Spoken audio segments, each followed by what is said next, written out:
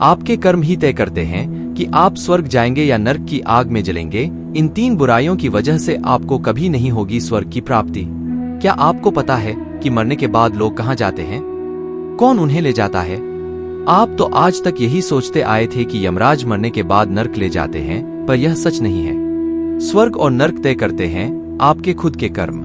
तो आइए आपको उन 4 चीजों के बारे में बताएं जो आपको नरक ले जाती है। श्री कृष्ण ने गीता में काम, क्रोध और लोभ तीनों को नरक का द्वार बताया है।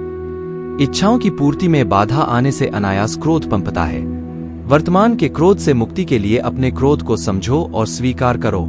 श्री कृष्ण ने गीता में काम, क्रोध और लोभ तीनों को नरक का द्वार बताया है। जो लोग आत्मोन्नति के इच्छुक हैं, उन्हें इन तीनों का ही त्याग कर देना चाहिए, क्योंकि इन अवगुणों को छोड़कर अच्छाई के रास्ते पर चलने वालों को ही मोक्ष मिलता है। और सिर्फ गीता में ही नहीं, सभी धर्मग्रंथों में काम, क्रोध और लोभ को पतन का कारण बताया गया है।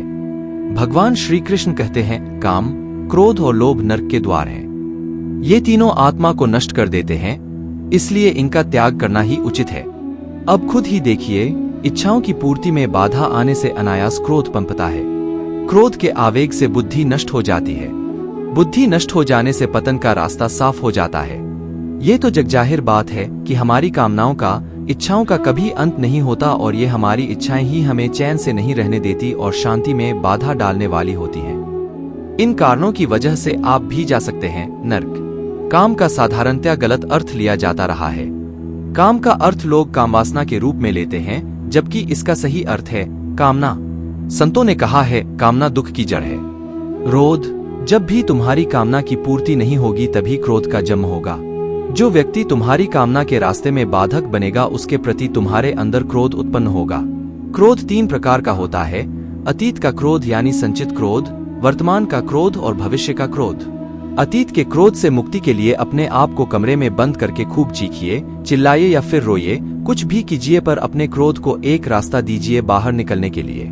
वर्तमान के क्रोध से मुक्ति के लिए अपने क्रोध को समझो और स्वीकार करो। अगर किसी ने तुम्हारा अपमान कर दिया तो अपमान करने वाले व्यक्ति से ध्यान हटाकर अगर आप इस क्रोध और अशांति को पहचान लोगे तो पाओगे कि जल्दी ही अशांति विदा हो जाती है। जो पास में है उसके लिए कोई सम्मान नहीं, मगर जो नहीं मिला उसके लिए परेशान है।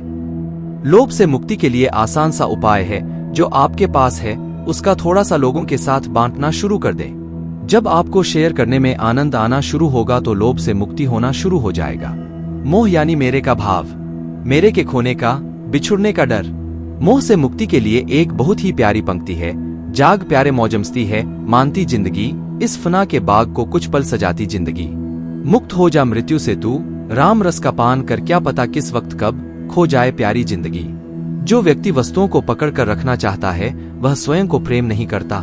स्वयं को प्रेम करना मोह से मुक्त करता है।